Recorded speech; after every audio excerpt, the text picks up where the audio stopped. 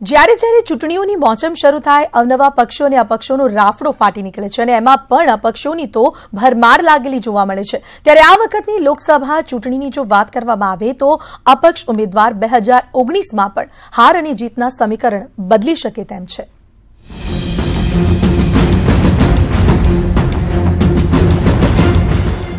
ચૂંટણીના બ્યુગલ ફૂંકાતા જ ચોરે અને ચોટે એક જ ચર્ચાઓ સાંભળવા મળતી હોય છે, કોણ જીતશે અને કોણ બળિયું સાબિત થઈ પોતાની સરકાર બનાવશે। અને સ્વાભાવિક છે કે લોકોમાં મોટી પાર્ટીઓની ચર્ચાઓ વધુ થતી રહેતી હોય છે, પરંતુ નાની પાર્ટીઓ કે અપક્ષોની ખાસ ચર્ચાઓ નથી સંભળાતી હોતી। પરંતુ ગ્રાઉન્ડ રિયાલિટીમાં જેની દૂર દૂર સુધી ચર્ચા જ ન હોય તેવા અપક્ષો જ કોઈ મોટા પક્ષના ઉમેદવારની જીત હારનું કારણ બન્યા હોવાના અનેક ઉદાહરણો છે। જ્યાં સુધી ગુજરાતની વાત છે ત્યાં સુધી ફોર્મ પાછા ખેંચવાની છેલ્લી તારીખ બાદ ફાઇનલી હવે કેટલાક અપક્ષો મેદાનમાં છે। તેના આખરી આંકડાઓ પર નજર કરીએ તો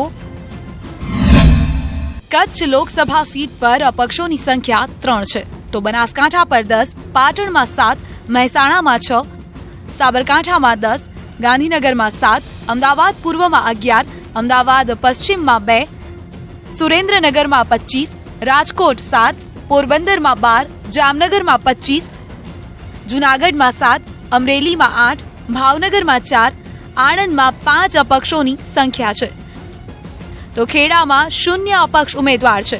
તો બીજી તરફ પંચમહાલમાં 1 અપક્ષ ઉમેદવાર છે, દાહોદમાં અપક્ષોની સંખ્યા 2 છે, જ્યારે વડોદરામાં 4 છે, છોટાઉદેપુરમાં 4 અપક્ષો છે, તો ભરૂચમાં 9, બારડોલીમાં 5, સુરતમાં 6, નવસારીમાં 13 અને વલસાડમાં 3 અપક્ષો છે। એક સમયના અપક્ષ વિજેતા પીજી માવલંકર કહેતા હતા કે પક્ષથી પ્રભાવિત ન થાય તેવા અને સત્ય ઉચ્ચારે તેવા અપક્ષ ઉમેદવારોની જરૂરિયાત છે। ત્યારે તે સમયના સ્પીકરે કહ્યું હતું કે આ પક્ષીય લોકશાહી છે, તેમાં અપક્ષ આવીને વેચાઈ જતા હોય છે, એટલે અપક્ષ ઉમેદવારની કોઈ ભૂમિકા નથી અને તેના મતનું પણ કોઈ જ મહત્વ નથી, એટલે અપક્ષ ઉમેદવાર નહીં પક્ષનો ઉમેદવાર હોવો જોઈએ। તેમ છતાં અત્યાર સુધીનો ચૂંટણીનો ઇતિહાસ કહે છે કે અપક્ષ ઉમેદવાર ઊભા રહેતા જ હોય છે।